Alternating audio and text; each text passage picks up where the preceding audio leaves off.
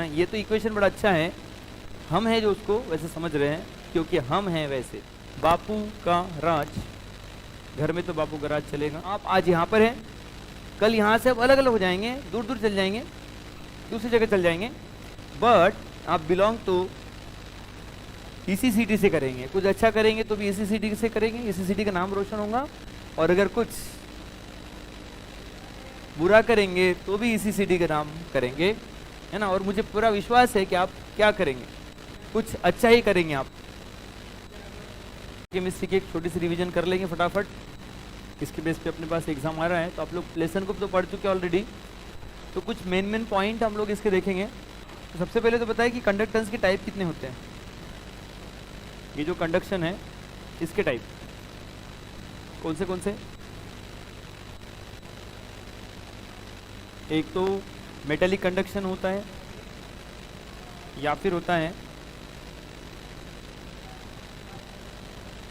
या फिर आयनिक कंडक्शन। तो ये मेटेलिक कंडक्शन के बारे में क्या बोलते हो? या मेटेलिक कंडक्शन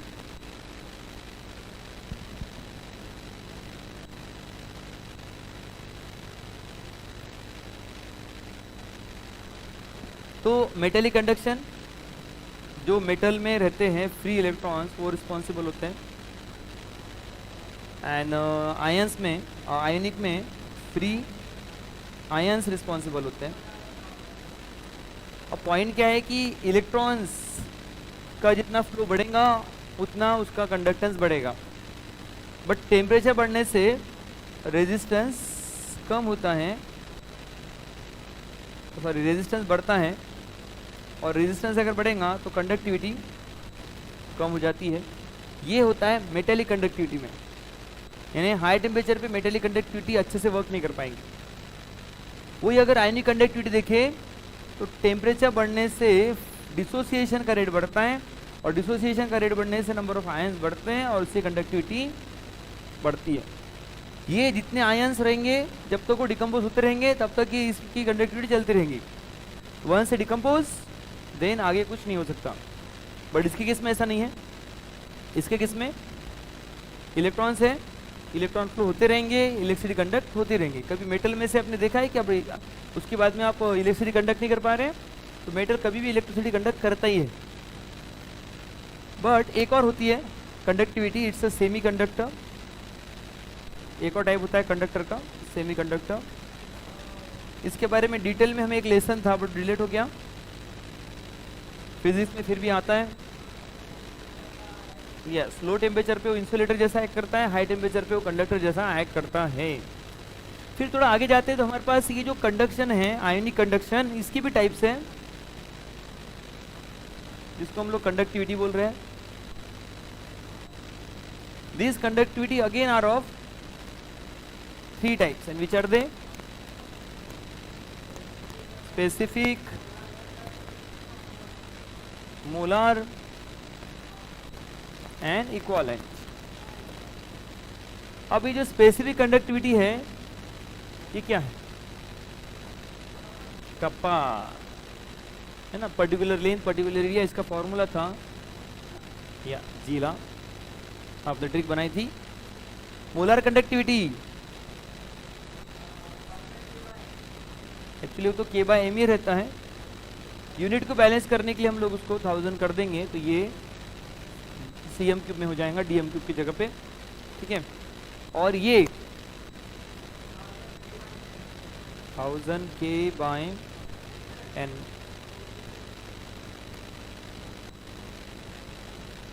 ठीक है। अच्छा, नॉर्मेलिटी और मोलरिटी का कोई रिलेशन होगा? क्या है? Normality is equal to molarity into n factor, तो इन दोनों का भी कोई रिलेशन होगा?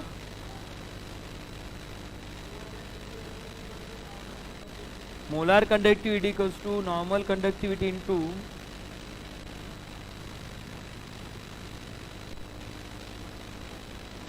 n फैक्टर, ठीक है। अच्छा, फिर में ये आता है कि कंसंट्रेशन के साथ किसका क्या रिलेशन है? कंसंट्रेशन के साथ और डाइल्यूशन के साथ।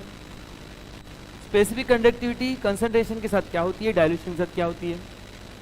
मोलर कंडक्टिविटी से याद रखना, मोलर कंडक्टिविटी कंसंट्रेशन से इनवर्स रिलेशन है। तो कंसंट्रेशन से अगर इनवर्स है तो डायल्यूशन से डायरेक्ट होगा। डायल्यूशन करोगे तो मोलर कंडक्टिविटी बढ़ती है but equivalent conductivity, specific conductivity कम होती है। ऐसा क्यों होता है?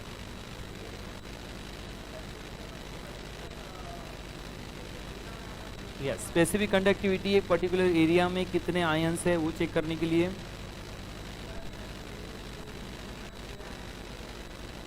यस, जब आयंस हम लोग डाइल्यूट करेंगे तो आयंस तो बढ़ जाएंगे बट पर्टिकुलर एरिया में आयंस कम रहेंगे। तो स्पेसिफिक कंडक्टिविटी का डाइल्यूशन के साथ इनवर्स रिलेशन है और कंसंट्रेशन से डायरेक्ट है। बट वो मोलर कंडक्टिविटी एक मोल में कितने आयंस है या फिर जितने मोलारिटी कंसंट्रेशन है उसमें कितने आयंस है उस पर डिपेंड करेगी। तो molar conductivity is directly proportional to dilution, inversely proportional to concentration.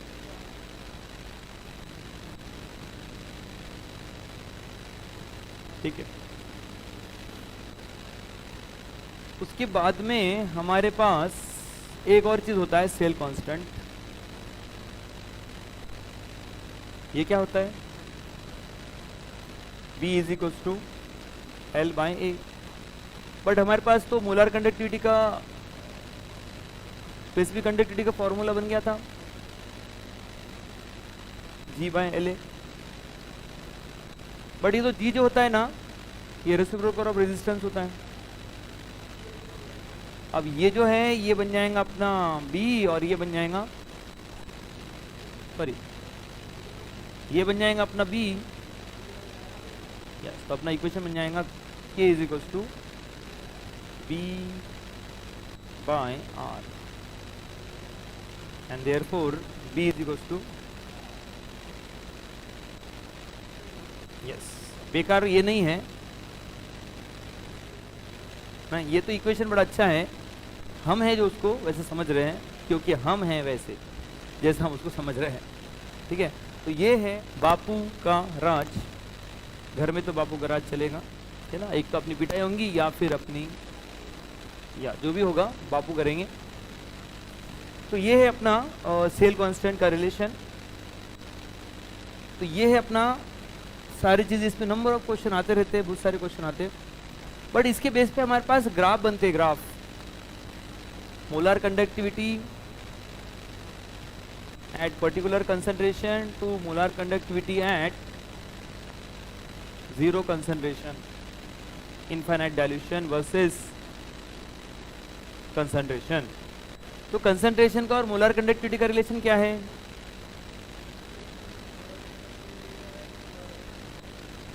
तो अगर मैं कंसंट्रेशन इधर बढ़ा रहा हूं तो मोलर कंडक्टिविटी क्या होगी? तो रिलेशन क्या बनेगा? इक्वेशन, ग्राफ कैसे चलेगा? अपवर्ड के डाउनवर्ड।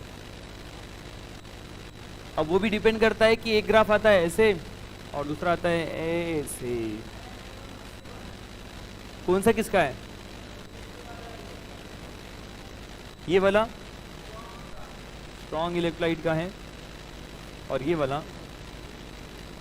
तो आपका बोलना है कि स्ट्रॉन्ग का ग्राफ ऐसा रहेगा, इतना ही रहेगा। वीक की तो बहुत ज़्यादा वैल्यू जा रही है। तो बट वीक का स्टार्टिंग देखो बहुत ऊपर से हुआ है। स्टार्टिंग में तो इसका स्ट्रॉन्ग इलेक्ट्रोलाइट की कंडक्टिविटी बहुत ज़्यादा होती है बट डाइल्यूट करने पे वो बढ़ती नहीं है, थोड़ी सी बढ़ेगी। बट वीक की कंडक्टिविटी पहले बहुत कम रहती है बट डाइल्यूट करने पे वो बहुत ज़्यादा बढ़ते बढ़ते इनफाइनाइट पे बहुत ज़्यादा हो जाएगी। ये ग्राफ आपको क्या हेल्प कर रहा है? किसकी कंडक्टिविटी कैलकुलेट करने में हेल्प कर रहा है? स्ट्रॉन्ग की या फिर वीक की? ये ग्राफ हम इससे हम लोग कैलकुलेट करते हैं कंडक्टिविटी ऑफ स्ट्रॉन्ग इलेक्ट्रोलाइट की। इस कंसंट्रेशन पे इसकी कंडक्टिविटी इतनी रहेगी बट इससे हम लोग वीक का तो कैलकुलेट नहीं कर पाएंगे। तो इसके लिए बना है कोई इक्वेशन जो हमें हेल्प करेगा ये सब चीज़ें कैलकुलेट करने। कौन सा? नो इज नॉट नर्स, अभी नर्स नहीं आएंगे इतनी जल्दी से। Kohlrausch law of independent migration of ion. Kohlrausch law of independent migration of ion क्या बोलता है ये? इसका बोलना बड़ा सिंपल है। Molar conductivity of molar conductivity of salt AB, इसकी कंडक्टिविटी किस पे डिपेंड है? Ionic conductivity of A positive and B negative, तो ionic conductivity of A and ionic conductivity of this B है ना। तो ये दोनों की जैसे NaCl की कंडक्टिविटी Na पॉजिटिव और Cl निगेटिव, वो सोल्यूशन में Na पॉजिटिव Cl नेगेटिव कहीं भी जाए बट टोटल कंट्रीब्यूट करते हैं NaCl की कंडक्टिविटी को बढ़ाने के लिए, तो वो हो जाएंगे NaCl की A पॉजिटिव B नेगेटिव से AB की कंडक्टिविटी मिलेंगी, कहीं भी जाए सोल्यूशन में माइग्रेट हो जाएंगे, है ना, इंडिपेंडेंटली माइग्रेट हो जाएंगे, बट उनका कंट्रीब्यूशन रहेगा उसकी कंडक्टिविटी बनाने के लिए। आप आज यहाँ पर हैं, कल यहाँ से अब अलग अलग हो जाएंगे, दूर दूर चल जाएंगे, दूसरी जगह चल जाएंगे, बट आप बिलोंग तो इसी सिटी से करेंगे। कुछ अच्छा करेंगे तो भी इसी सिटी से करेंगे, इसी सिटी का नाम रोशन होगा, और अगर कुछ बुरा करेंगे तो भी इसी सिटी का नाम करेंगे, है ना। और मुझे पूरा विश्वास है कि आप क्या करेंगे, कुछ अच्छा ही करेंगे आप। बढ़ते हैं,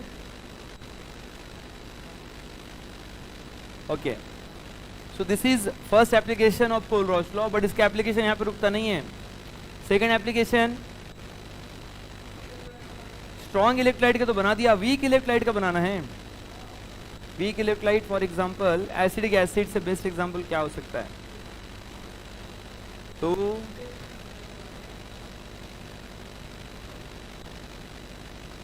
ये दो आयन इसमें प्रेजेंट है, डायरेक्ट रख इनकी वैल्यू ले लो ना, बट पॉइंट क्या है कि ये दोनों वीक इलेक्ट्रोलाइट हैं, करके इसकी वैल्यू हमारे पास नहीं है, तो इसको स्ट्रॉन्ग बनाओ। कैसे बनाएंगे इसको? स्ट्रॉन्ग बनाना है, इसको नेगेटिव पार्ट पॉजिटिव पार्ट लगाओ, कुछ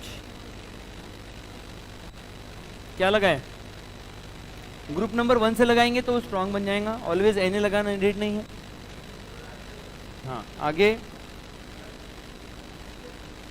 यस ऑब्वियसली ऑलवेज Cl नहीं लगाएंगे, F लगा सकते हैं, I लगा सकते हैं, Br लगा सकते हैं।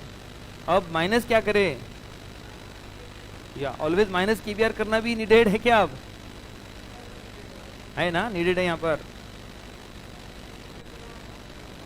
ओके।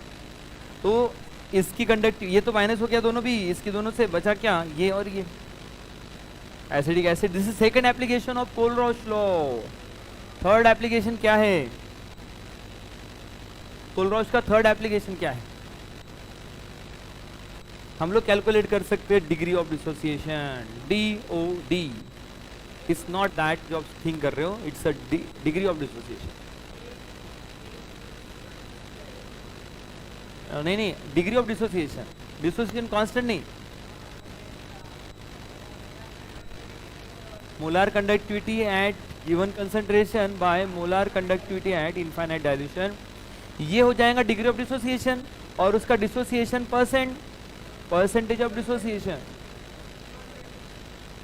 तो ऑब्वियसली ये 1 तक होता है, 1 × 100 कर दो, ठीक है, डिग्री ऑफ डिसोसिएशन। बट हमारे पास और भी फॉर्मूला होता है आगे, dissociation constant K is not that, kappa नहीं है, specific conductivity is equilibrium.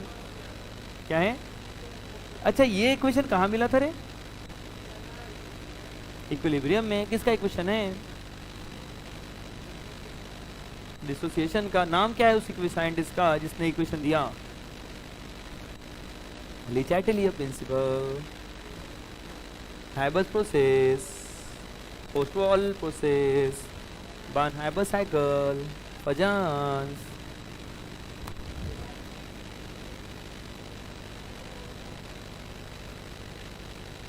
Actually मैंने आंसर बता दिया है and the point is that फिर भी आपको लिंक नहीं हुआ कि कौन सा किसका इक्वेशन है। या तो दिस इज C²। ये सबके लिए एप्लीकेबल नहीं है, ये कंसंट्रेशन के लिए एप्लीकेबल नहीं है, it's applicable to dilute solution. Fajans dilution law, dilution law किसका था? Haber's dilution law, Le Chatelier's dilution law, फिर सब तो ले लिया हूं, ओस्टवाल्ड डाइल्यूशन लॉ। ठीक है, ओसवाल्ड डाइल्यूशन लॉ। बट इसका एक 6th एप्लीकेशन भी है, और क्या है वो एप्लीकेशन? यस, सोलिबिलिटी, है ना, 1000 K/।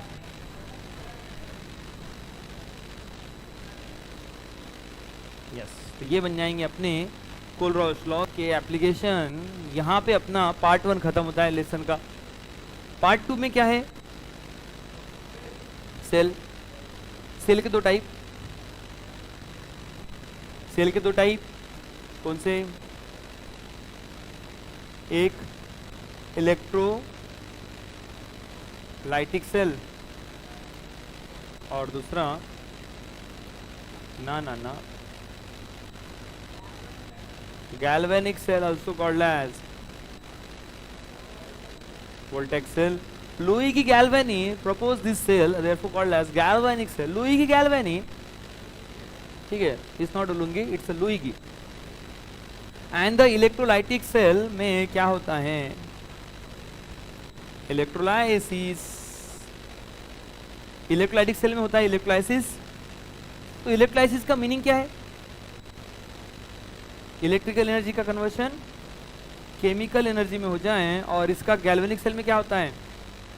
केमिकल एनर्जी से इलेक्ट्रिसिटी बनती है, इलेक्ट्रिसिटी जनरेट होती है, ठीक है। तो my question is that spontaneous process कौन सी थी? इसमें लाइसिस हो रहा है, breakdown of water into H2NO2 is not a spontaneous process, so this is non spontaneous process and this one is spontaneous. इसका इनॉट सेल पॉजिटिव, इसका इनॉट सेल नेगेटिव हो जाएगा। यस, तो इलेक्ट्रोलाइटिक सेल में सबसे पहले हम लोग लेते हैं इलेक्ट्रोलाइसिस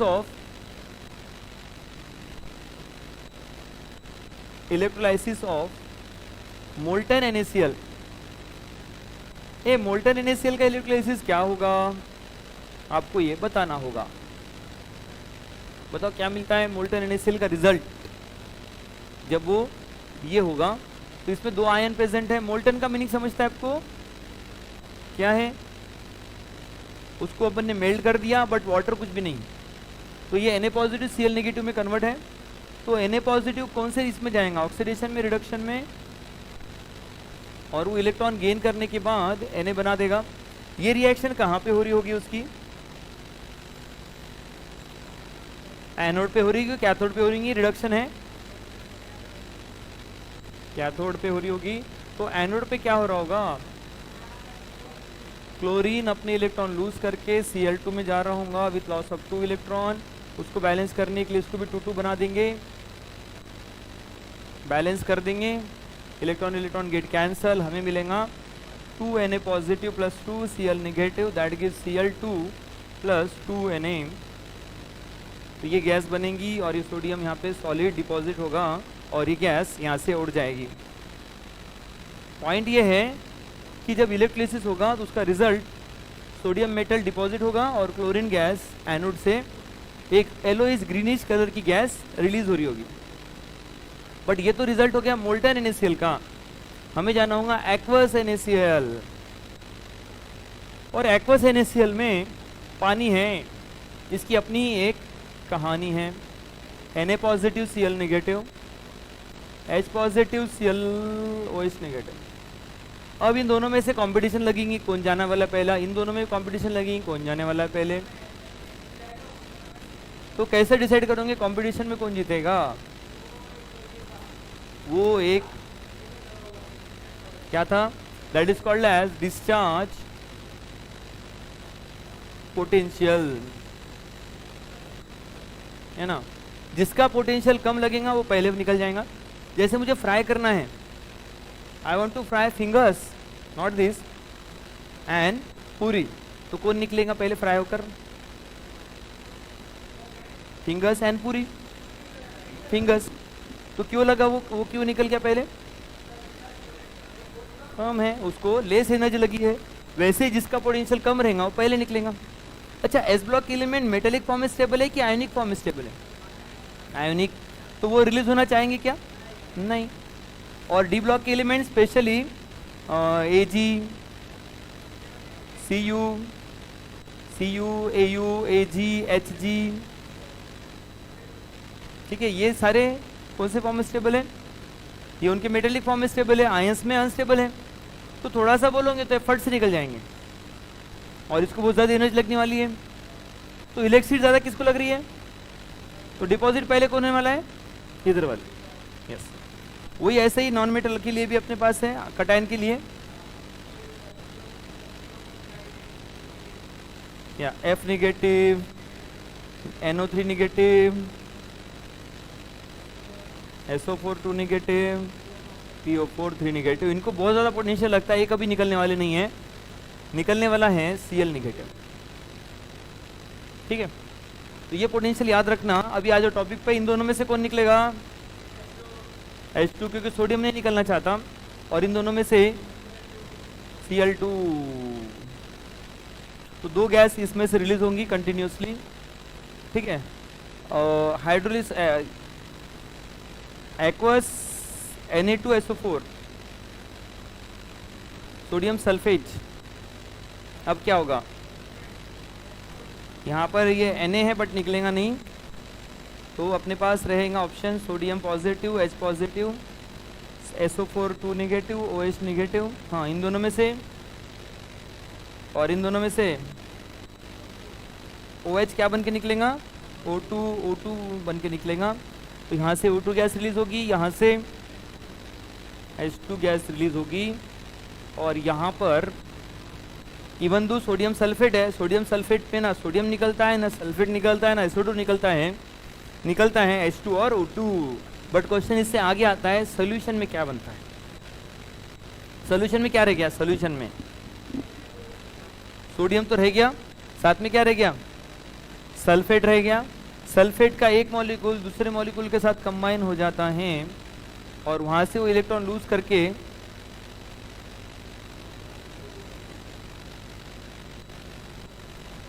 क्या बन गया?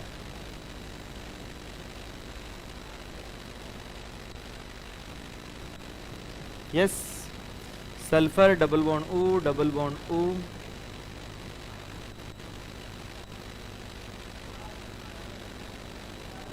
It's not a pyro, it's not a thio। Oxygen oxygen single bond, oxygen oxygen linkage आ रही है, क्या बोलते हैं इस लिंकेज को? पायरो बोलते, क्या पेरो बोलते? पेरोक्साइड की लिंकेज है। पेरोक्सो डाइसल्फ्यूरिक एसिड इसका एक कॉमन नेम है। राइट, वो तो फ्यूमिंग सल्फ्यूरिक एसिड बोलते हैं H2SO7 को, एलम को बोलते हैं, ओलम को बोलते हैं, वो ओलम था इसका नाम। एक अपने पास दो एसिड था, एक कैरोज एसिड और दूसरा मार्शल एसिड। ये कौन सा है? Marshall, brother of Herschel. Marshall acid actually एक पेरोक्साइड है, और ये पेरोक्साइड आगे चल के अपने आप को नॉर्मल कर देता है सल्फेट में और बना देता है H2O2। क्योंकि हमें पता है H2O2 बनने के लिए वो एक पेरोक्साइड है, वो पेरोक्साइड से ही बनेगा।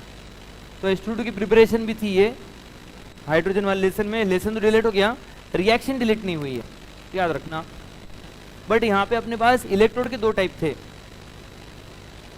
कौन से electrode? Electrode are of two types. One is inert electrode और दूसरा रिएक्टिव इलेक्ट्रोड। इनर्ट इलेक्ट्रोड अपने पास है प्लैटिनम एंड ग्राफाइट, ये रिएक्शन पार्टिसिपेट नहीं करते हैं। बट रिएक्टिव इलेक्ट्रोड अपने पास है Ag, Hg, Ag, Cu वगैरह वगैरह, ये रिएक्शन में पार्टिसिपेट करते हैं। तो हमारे पास एग्जांपल आता है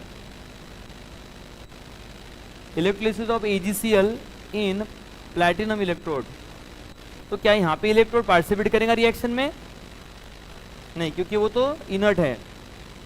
तो Ag positive, Cl negative, H positive, OH negative. हाँ बताओ, इन दोनों में से कौन निकलेगा?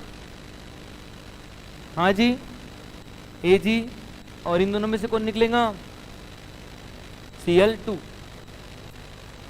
प्लैटिनम ने कोई रिएक्शन में पार्टिसिपेट नहीं किया, बट अगर यही रिएक्शन हम लोग करवाते हैं AgCl इन Ag इलेक्ट्रोड, अब क्या होगा? अपने पास है Ag, अपने पास है H पॉजिटिव, अपने पास है, अब देखो अपने पास इलेक्ट्रोड है 2, तो इलेक्ट्रोड में तो Ag रहेगा ही रहेगा। साथ में कैथोड पे क्या है? Ag positive, H positive. Ag electrode तो रहेगा ही रहेगा, साथ में क्या है? Cl negative, OH negative. हाँ, अब ये कौन सा है सरफेस? कैथोड। और ये कौन सा सरफेस है? एनोड। नाउ थिंक थोड़े थोड़े और बना दे इसका आंसर, खाते खाते पकोड़े। क्या बनेगा? ऑक्सीडेशन में कौन जाना चाहेगा? Cl निगेटिव, OH निगेटिव के Ag। ऑक्सीडेशन यानी क्या होता है? लॉस ऑफ इलेक्ट्रॉन, और लॉस ऑफ इलेक्ट्रॉन कौन करना चाहेगा? मेटल की नॉन मेटल? अच्छे से कैल्शियम में से इलेक्ट्रॉन निकालना इजी है कि Cl में से? तो कौन जाएगा एनोड ऑक्सीडेशन में? Ag जाएगा और बना देगा Ag पॉजिटिव, बट ये डिपॉजिट नहीं होगा ना, लिबरेट होगा, ये बनेगा एक्वस में रहेगा पानी में। और यहाँ पर रिडक्शन में जाना है तो रिडक्शन में कौन जाएगा अच्छे से? Ag पॉजिटिव के H positive? Ag positive Ag बनेगा जो कि डिपॉजिट होगा।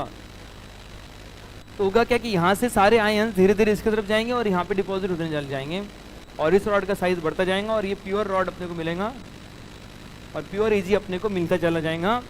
एक लेसन था मेटलर्जी, उसमें अपने को प्रिपरेशन थी इसकी, रिफाइनिंग के टाइम यूज करते थे हाईएस्ट प्योरिटी वाला। अगर मेटल बनाना है तो वन ऑफ एक मेथड थी इलेक्ट्रोलाइटिक रिफाइनिंग, जो कि अभी लेसन में डिलीट हो गया, लेसन डिलीट हो गया, बट डी ब्लॉक की एलिमेंट अभी भी स्टडी में है और इस पर अपने क्वेश्चन करेगा। कॉपर हो गया, Ag हो गया, इनको डिकम्पोज करके इस मेथड से हम लोग सेपरेट करते थे। ये तो हो गया इसका एक और पार्ट, इस लेसन का एक और पार्ट है। ये तो क्या कि इतनी सरस डिपॉजिट हो रहे हैं, बट कितना वेट डिपॉजिट होगा? कौन कितना वेट डिपॉजिट करेगा? कितना वेट जो है, कितना वॉल्यूम लिबरेट होगा? क्योंकि आज फ्राइडे है, हमारे लिए बड़ा इंपॉर्टेंट है, इसको अंडरस्टैंड कर लेना। किसको? फैराडे। फैराडे का फर्स्ट लॉ, फैराडे का फर्स्ट लॉ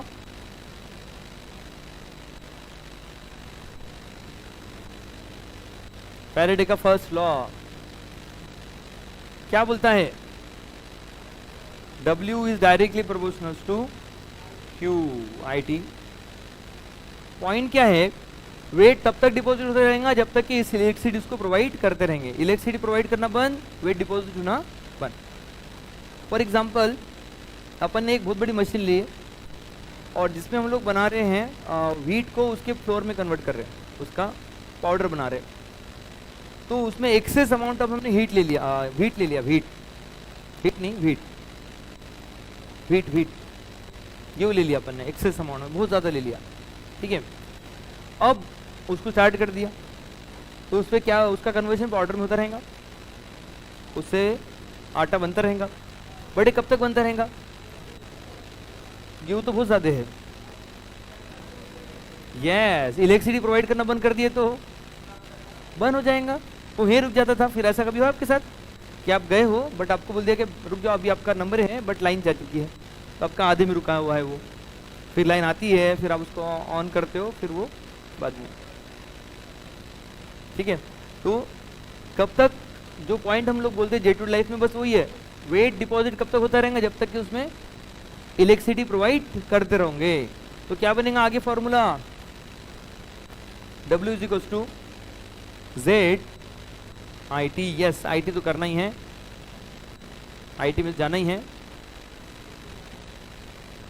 अच्छा, CSC क्लास नहीं करना है, CSC क्लास भी कर लो। अब ये Z क्या है?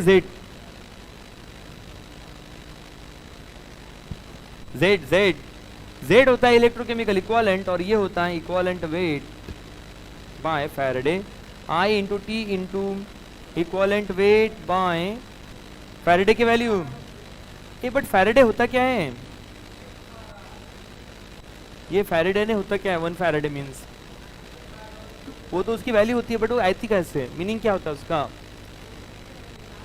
हाँ ठीक है ना, बट उसका मीनिंग इतना ही क्यों होता है 96500?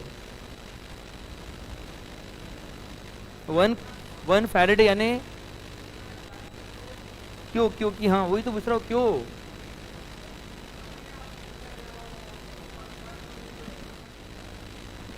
One faraday is the charge of 1 mole of electron.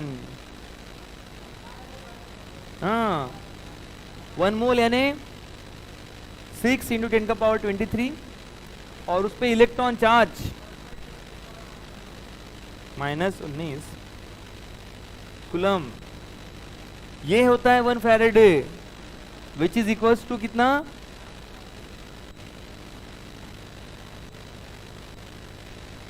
Exact value ये है उसकी, जिसको हम लोग अप्रोक्स में ले लेते हैं। अप्रोक्स क्या, अप्रोक्स का भी अप्रोक्स कर लेते हैं। अब मैं बोलता हूँ एग्जाम के टाइम में भी थोड़ा अप्रोक्स करो ना, तो बोलते नहीं सर अप्रोक्स कैसे करेंगे? जब इन्होंने यहाँ से यहाँ तक कर लिया, आपको करने में क्या ही प्रॉब्लम है ना? कैलकुलेशन अप्रोक्स करते जाओ। नहीं तो जो क्वेश्चन में एमसीक्यू दिए है ना अपने को जो एमसीक्यू टाइप क्वेश्चन है उसमें आप अप्रोक्स करो, जो न्यूमेरिकल है उसमें एग्जैक्ट करो। हाँ आगे बढ़ जाओ। अब इसका कोई इंटरप्रिटेशन भी तो होना चाहिए ना, तो पता चला बस बनाते जा रहे हैं। इसका अगर ये तो वेट हो गया, वॉल्यूम, वॉल्यूम कितना डिपॉजिट हुआ वो कैलकुलेट करने का कोई फॉर्मूला होगा फिर। I into T into equivalent weight के जगह पे equivalent volume. A equivalent volume का कोई फॉर्मूला है क्या? इसका इक्वालेंट वॉल्यूम कितना? तो जितने इलेक्ट्रॉन उसको लग रहे हैं, किसको कितने इलेक्ट्रॉन लगते हैं? हाइड्रोजन को 2, क्लोरीन को 2 और ऑक्सीजन को 4। तो 22.4 बाय n फैक्टर, ये होता है इक्विवेलेंट वॉल्यूम।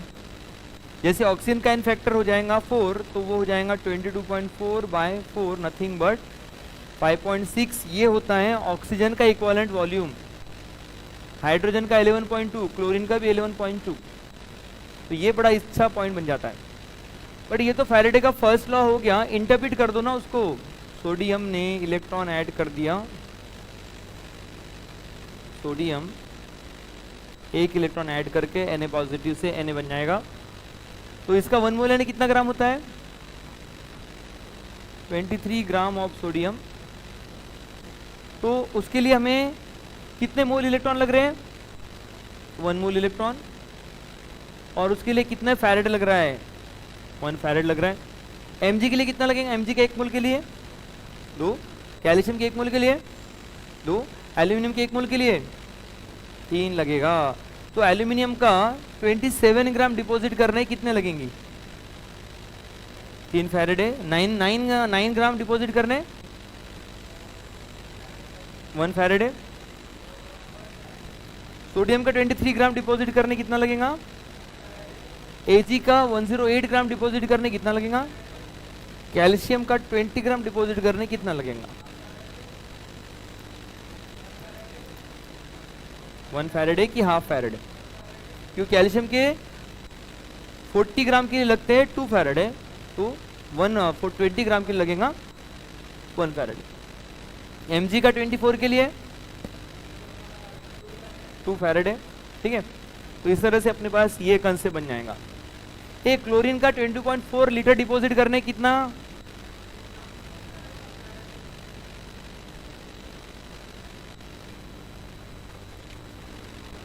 To Faraday. और हाइड्रोजन के लिए भी और ऑक्सीजन के लिए। यस, तो इस तरह से ये सारे पॉइंट बनते हैं। ये तो फैराडे का फर्स्ट लॉ हो गया। फैराडे का सेकंड लॉ क्या बोलता है? W is directly proportional to क्या? Q तो पहला हो गया, दूसरा क्या बोले हैं? W is directly proportional to equivalent weight, and therefore W1 by W2 is equals to E1 by E2. 1 Faraday electricity अगर हम लोग प्रोवाइड करेंगे तो कोई भी मेटल का कितना वेट डिपॉजिट होता है? यस, 1 फैरेड इलेक्ट्रिसिटी अगर हमने प्रोवाइड की तो उससे बनता है 1 ग्राम इक्वलेंट वेट डिपॉजिट होता है। और कितना वॉल्यूम लिबरेट होता है? 1 ग्राम इक्वलेंट, या फिर 1 gram volume, molar volume, molar volume बोलेंगे उसको, 1 मोलार वॉल्यूम, और यहाँ पे ग्राम इक्वलेंट। ठीक है, तो ये सेकंड लॉ बन जाता है अपना फैराडे का। ये पार्ट रहता है अपना सेकंड पार्ट इस लेसन का। इसका एक लास्ट थर्ड पार्ट रहता है, कौन सा cell? Daniell cell, sorry galvanic cell. और गैल्वेनिक सेल का बेस्ट एग्जांपल, गैल्वेनिक सेल का बेस्ट एग्जांपल होता है डैनियल सेल। डैनियल सेल का क्या होता है? डैनियल सेल में डायरेक्ट रिएक्शन बनाएंगे कैथोड पे एनोड पे। डैनियल में कौन सा होता है? कॉपर और जिंक, कि निकल और कॉपर, निकल और कैडमियम। कॉपर में 2 इलेक्ट्रॉन ऐड करेंगे तो वो कॉपर बन जाएगा। और एनोड, कॉपर 2 पॉजिटिव में, एनोड Zn2 पॉजिटिव में जाएगा with loss of 2 electron. Therefore this get cancel and we get copper 2 positive plus Zn, that gives copper plus Zn2 positive। तो ये अपना बन जाएगा इक्वेशन। अच्छा, ये इसका कंक्लूजन क्या निकलता है? जब रिएक्शन आगे बढ़ती है तो Zn अपने इलेक्ट्रॉन लूज कर रहा है और वो मेटल जो है वो आयन में कन्वर्ट हो जाते हैं। धीरे धीरे उसका रॉड छोटे साइज का, और एक कॉपर इलेक्ट्रॉन लेकर आयन से कन्वर्शन में बन जाता है एटम, और धीरे धीरे उसका या तो इसका डैनियल सेल का ई सेल कितना होता है?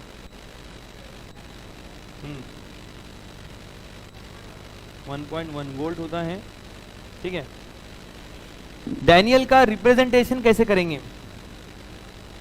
रिप्रेजेंट करने के लिए डबल वर्टिकल लाइन यहाँ पर उस साइड में ऐसा तो होना ही था, इसके बगैर तो क्लास ही खत्म नहीं होता है। ये तो होना ही चाहिए, है ना, बॉटल हो या फिर पेन हो।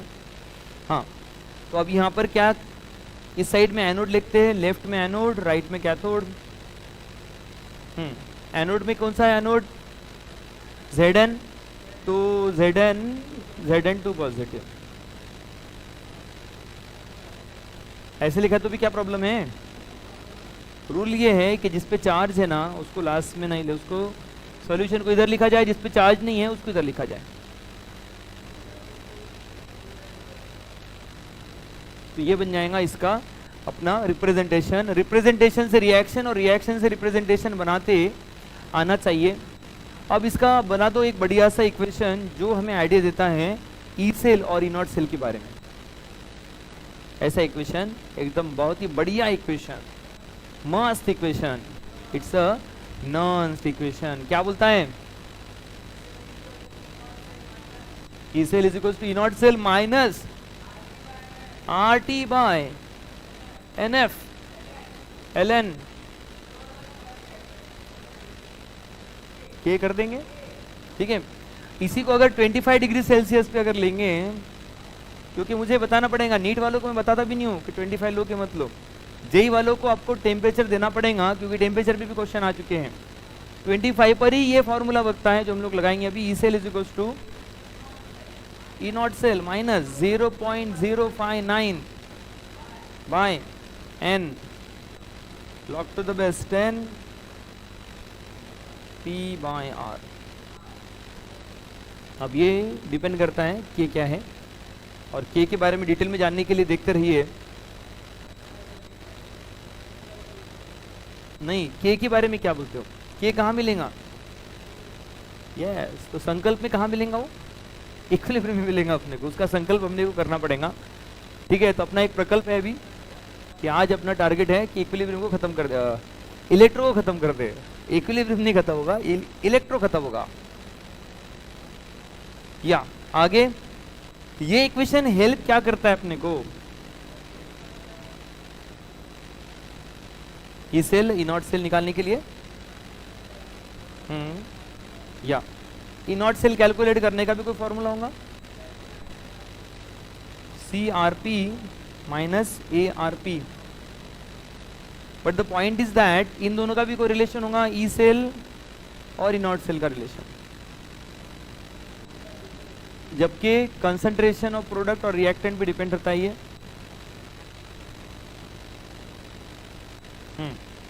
If the concentration of product is more than reactant, then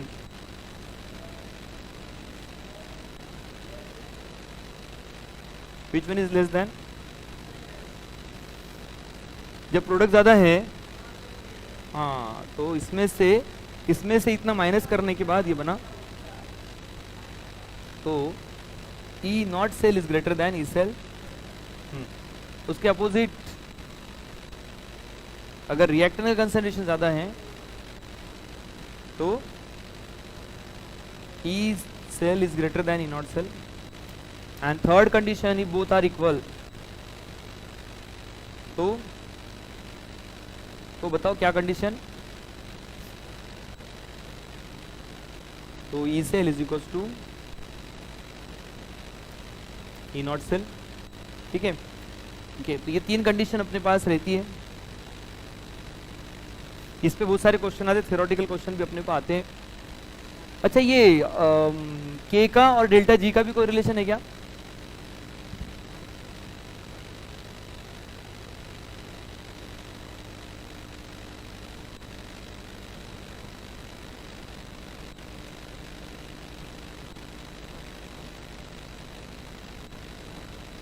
delta G is equal to delta G naught plus R T L N K, and there if equilibrium पे ये हो जाएगा 0, एंड देयरफॉर अपना equation बन जाता है delta G naught minus R T L N K. ठीक है, ये इक्वेशन बनता है इसके लिए। बट डेल्टा जी नॉट और ई नॉट का भी कोई रिलेशन है क्या? Yes, delta G naught is equal to what, minus N F E not cell. ये जी नॉट तो ई नॉट, ये जी तो ये ई। बट मेरा क्वेश्चन ये है कि ई का, ई नॉट सेल का और के का क्या रिलेशन है?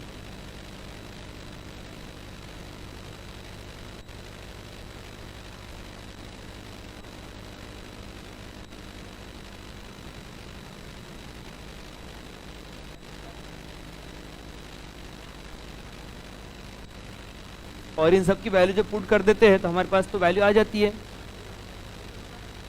0.0591 bye n log to the base 10 के। इस पे बहुत सारे क्वेश्चन आते हैं, आपको कैलकुलेट करते आते हैं? ठीक है, मैं थोड़ा सा आगे जाते हैं। अच्छा, ये तो हो गया सारे सेल। सेल के दो टाइप होते हैं, primary cell, secondary cell. Primary cell किसको बोलते हैं? प्राइमरी सेल जो रिचार्ज नहीं कर सकते, यूज कर लिया फेंक दिया। सेकेंडरी सेल जिसको रिचार्ज कर सकते हैं। प्राइमरी सेल का एग्जांपल ड्यूरासेल, एवरीडे, निप्पो, हम किसी की ऐड नहीं करते, बट ये सारे प्राइमरी सेल हैं जो कि रिचार्ज नहीं होते। हाँ, तो क्या होगा? हाँ, ठीक है, तो ये सारे प्राइमरी सेल है जो रिचार्ज नहीं हो सकते। एंड इसमें सेकेंडरी सेल के एग्जांपल क्या है फिर जो रिचार्ज हो सकते हैं? लाइक बैटरी, ली स्टोरेज बैटरी, है ना, ली स्टोरेज बैटरी, ये तो हो गया। बट हमारे पास स्पेशल टाइप के सेल होते हैं जो कंबशन एनर्जी को इलेक्ट्रिकल एनर्जी में कन्वर्शन करवा देते हैं, फ्यूल सेल। और उसका बेस्ट एग्जांपल, नो वो तो रेफरेंस इलेक्ट्रोड है, she and he and कैलमोल।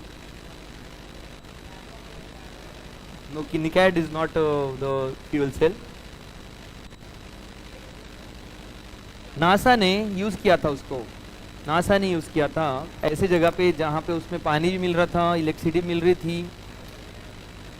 Hydrogen, helium is not hydrogen and helium. H2O2 fuel cell, H2O2 fuel cell. No, H2O is not a she. Hydrogen electrode, standard hydrogen electrode is a she, is a reference electrode. Reference electrode होने के लिए दो condition चाहिए, उसके value एक तो known चाहिए या फिर exactly zero. Hydrogen electrode standard electrode use करते हैं क्योंकि उसकी वैल्यू जीरो है। और सेकेंडरी रेफरेंस इलेक्ट्रोड होता है कैलोमेल, कैलोमूल इलेक्ट्रोड, कैलोमूल इलेक्ट्रोड। ठीक है, ये पॉइंट है। उसके बाद में हमारे पास लास्ट में है एक सीरीज, कौन सी, इलेक्ट्रोकेमिकल सीरीज को रिकॉल करने के लिए ज़्यादा टाइम तो नहीं है, बट एक शॉर्ट में ये देख लो क्योंकि इस पे अलग से एक अपना क्लास होगा। हाइड्रोजन की value zero, top left oxidizing agent, bottom right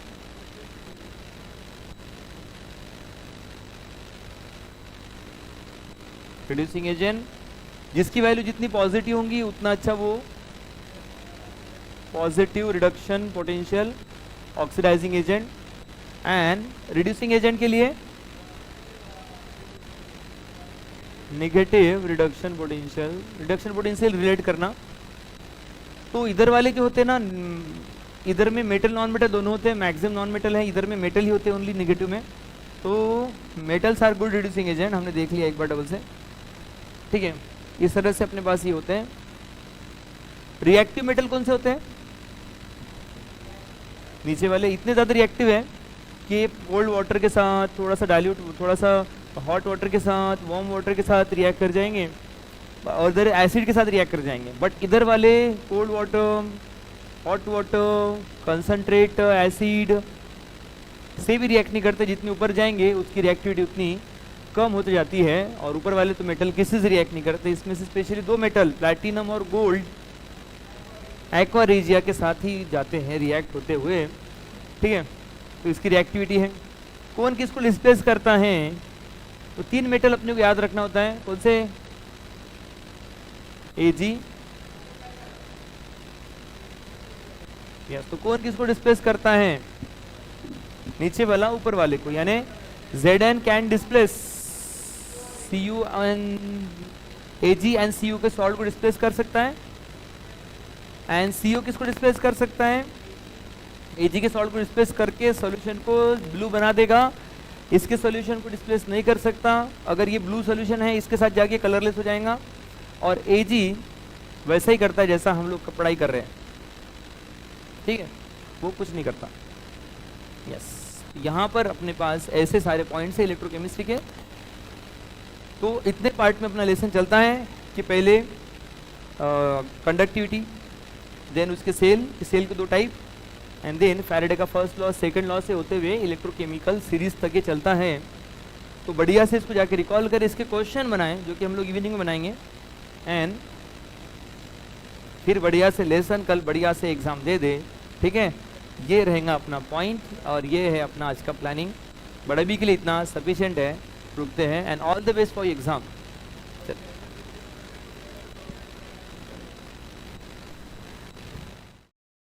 तो चलो दोस्तों, अपना यहाँ पे क्लास खत्म होता है। आपको अगर ये वीडियो पसंद आए होगी तो इसको लाइक कीजिए, चैनल को सब्सक्राइब कीजिए और इसको ज़्यादा से ज़्यादा लोगों तक शेयर कीजिए।